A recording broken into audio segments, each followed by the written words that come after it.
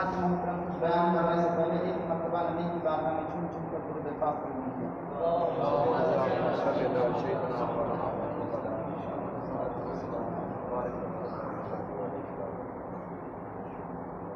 हज़रात मोहतरम, आज मेरी गुफ्तगू इंशाअल्लाह ताला गीबत के मुताल्लिक़ होगी।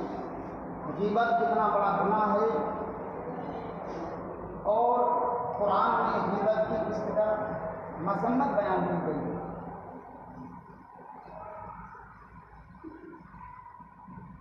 और कुरान ने गीबत करने वालों को अंजाम क्या बयान किया है। हज़रात मोहतरम, कुरान ऐलान फरमाता है कि तुम में से कोई भी एक दूसरे की गीबत ना करो। वला यग़्तब बअदुकुम बअदा, एक दूसरे की गीबत ना करो। गीबत एक दूसरे की बुराई बयान ना करो। अयहुब्बु अहदुकुम अन ताकुला अखीहि, क्या तुम पसंद करोगे अपने मरे हुए भाई का गोश्त खाना। फकरहतुमूहु, तो तुम हरगिज़ इसको पसंद नहीं फरमाओगे। यानी गीबत करना, पीठ पीछे किसी की बुराई बयान करना, मरे हुए गोश्त खाने के मिस्ल है, बराबर है।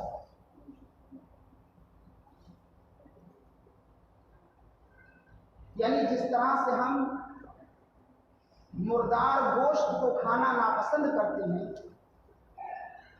कि अगर मरा हुआ गोश्त आपके सामने पेश किया जाए और उसमें बदबू आ रही हो तो आप उसको नापसंद करेंगे, उससे घिनाएंगे, उससे दूर भागेंगे, उसके करीब जाने की कोशिश नहीं करेंगे।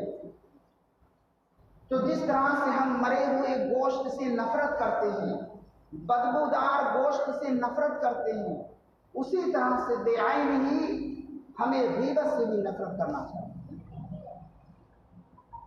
इसलिए कि पीठ पीछे अपने भाई की बुराई करना मरे हुए गोश्त खाने के बराबर या मिस्ल है।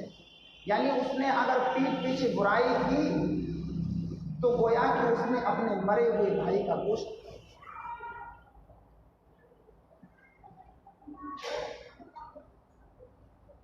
हर मुसलमान पर मुसलमान की इज्जत वाजिब है। हदीस पाक के अंदर है, अल्लाह के हबीब सरवर कायनात सल्लल्लाहु अलैहि वसल्लम इरशाद फरमाते हैं, कुल्लुल मुस्लिमी अला मुस्लिमी हरामुन दमुहु व मालुहु व इर्दुहु। हर मुसलमान पर दूसरे मुसलमान का खून, उसका माल और उसकी इज्जत हराम है। यानी हर मुसलमान पर फर्ज है, ज़रूरी है कि वो अपने भाई की इज्जत करे और उसके माल को हलाक होने से बचाए और ख़ामख़ाह उसका खून रेज़ी ना करे, उसका खून ना मारे, हराम है। तो इससे ये पता चला हर मुसलमान पर ज़रूरी है कि वो अपने भाई की इज्जत भी करे, उसका हक भी अदा करे, गैर मौजूदगी में उसकी माल की हिफाजत भी करे और खामखा उनकी खून रेज़ी ना करे, उसका नाहक जान यानी नाहक कत्ल ना करे। ये मुआशरे में बिल्कुल आम हो गया है एक दूसरे की बुराई करना। यानी ऐसा मिजाज बना लिया है इंसान ने अपना कि हमारा खाना हजम नहीं होता जब तक हम 2-4-6 लोगों की बुराई न करें, जब तक हम उन्हें गाली ना दे दें तब तक हमारा खाना ही हजम नहीं होगा। और कुरान और हदीस में बहुत बड़ी इसकी मजम्मत आई है कि जो लोग गीबत करते हैं, दूसरे की पीठ पीछे बुराई करते हैं, उनका ठिकाना तो बेशक जहन्नम हो। लेकिन दुनिया के अंदर ये होगा कि अल्लाह उन्हें भी ज़लील और रुस्वा फरमा देगा। उनकी नमाजें रोज़े कुछ भी कबूल नहीं होगा, बल्कि उसे क़यामत सारे रोज़े नमाजें उसके मुंह पर मारती हैं। उसके रिस्क से बरकत छीन ली जाएगी, उसके कारोबार से बरकत छीन ली जाएगी, यहाँ तक कि उसके मकान में, खेत खलिहान में, अनाज में, गन्ने में सबसे बरकत छीन ली जाएगी, नहुसत बरसेगी। हदीस पाक के अंदर है,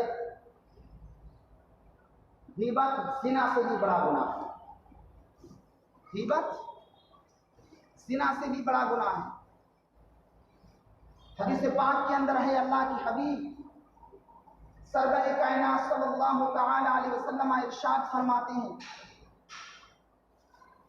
कि गीबत ज़िना से भी बड़ा गुनाह है। लोगों ने सवाल किया, रसूलुल्लाह अलैहि वसल्लम फिदा का अबी व उम्मी, ज़िना से बड़ा कैसे हो सकता है? तो अल्लाह के हबीब ने इरशाद फरमाया कि जब इंसान गुनाह करता है, गुनाह करने के बाद ये दिल पार्ट्स है ना, पार्ट्स, ये इंसान के अंदर एक खुद मुफ्ती है। हर इंसान के अंदर दिल, ये आज़ाए रईसा में से है। तिब्बे यूनानी में इसको आज़ाए रईसा कहते हैं। चार हैं, दिल, दिमाग, जिगर और खुशिया। तो ये जब इंसान बुराई करता है, जब कोई गलत काम उठाता है, तो उससे पहले ये आपका दिल जो है ना, अल्लाह ने इसके अंदर एक ऐसी कैफियत पैदा करी है कि ये खुद अंदर से झुंझलाता है और आपको तंबीह करता है कि ऐसा मत करिए गुनाह। लेकिन इंसान नहीं मानता है, गुनाह कर बैठता है। गुनाह करने के बाद फिर ये दोबारा तंबीह करता है, तुमने गलत किया, अभी भी वक्त है तौबा करो। ये पार्ट्स, ये दिल बहुत मैन है इंसान के पूरे आज्जा के अंदर, जिस्म के अंदर। तो अल्लाह के हबीब सरवर कायनात सल्लल्लाहु अलैहि वसल्लम ने इरशाद फरमाया कि जब इंसान शर्मिंदा होता, अपने गुनाहों पर नादिम और शर्मिंदा होता है, अल्लाह उसे तौफीक देता है माफ़ी तलाफ़ी की। तो जब रब के हुजूर रोता और गिड़गिड़ाता है, अल्लाह से माफ़ी और तलाफ़ी करता है, तो अल्लाह उसके गुनाहों को माफ़ फरमा देता है, उसे पाक और साफ कर देता है। लेकिन गीबत करने वाले की उस वक्त तक बख्शिश और मग़फ़िरत नहीं होती जब तक कि वो शख्स माफ़ ना कर दे जिसने उसकी गीबत की।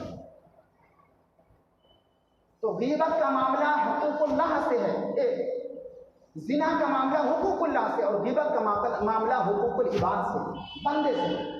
अगर बंदा माफ़ करेगा जब ही उसकी गलती, उसकी माफ़ी तलाफ़ी होगी। और ज़िना का मामला अल्लाह रब्बुल इज़्ज़त के सुपुर्द है, अल्लाह रब्बुल इज़्ज़त माफ़ करेगा।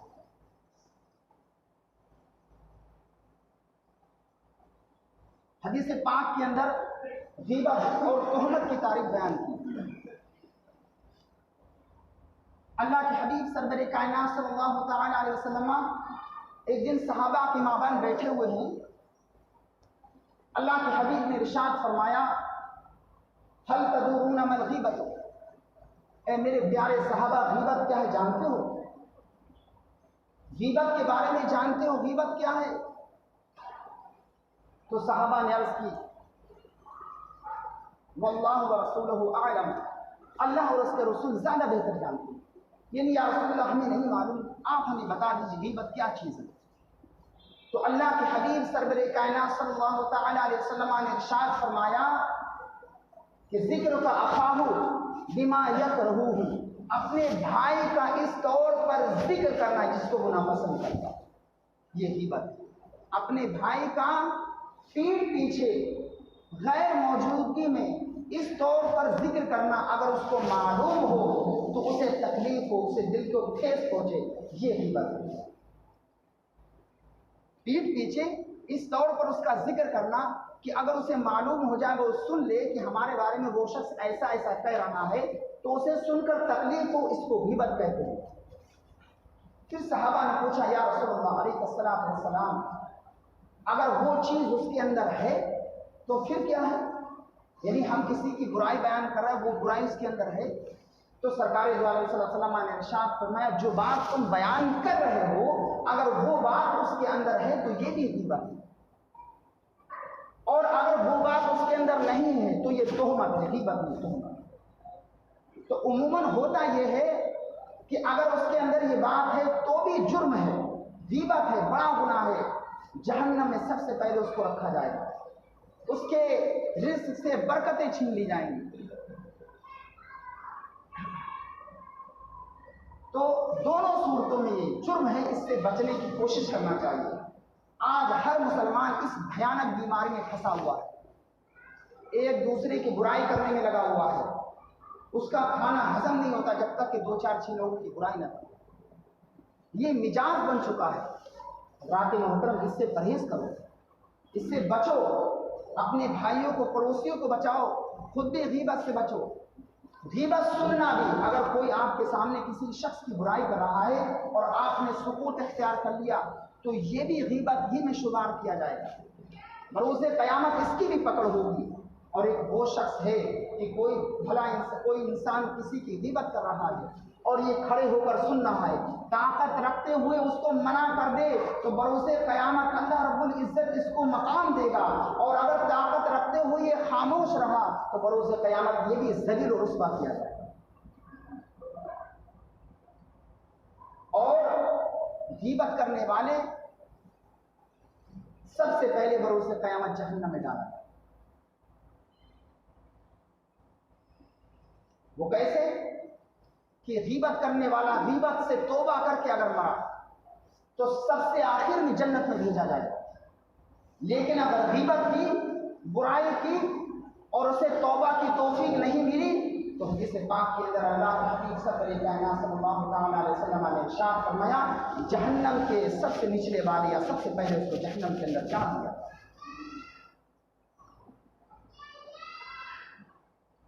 और अल्लाह के हबीब सल्लल्लाहु अलैहि वसल्लम ने इरशाद फरमाया कि नेकी की किसी बात को हकीर नहीं जानना चाहिए। छोटी से नेकी पर जब इंसान ध्यान देगा तो छोटी से छोटी बुराई पर भी गौर और फिक्र करेगा। एक साहबी रसूल नबी की बारगाह में आए, अर्ज करने लगे, या रसूलुल्लाह अलैहिस्सलाम, या रसूलुल्लाह कोई नेकी का हुक्म दीजिए। तो अल्लाह के हबीब ने इरशाद फरमाया सल्लल्लाहु अलैहि वसल्लम कि किसी भी नेकी को हकीर ना जानो, अगरचे तुम अपने डोल से अपने भाई के डोल में पानी डाल दो। यानी अगर किसी प्यासे को आपने पानी पिला दिया तो इसको भी बड़ी नेकी समझो। और जब तुम्हारा कोई भाई सामने आए तो उससे खंदा पेशानी से मुलाकात करो, मुस्कुरा करके बोलो, मुस्कुरा करके पेश आओ। और जब वो चला जाए तो उसकी गीबत ना करो, उसकी मजम्मत बयान ना करो।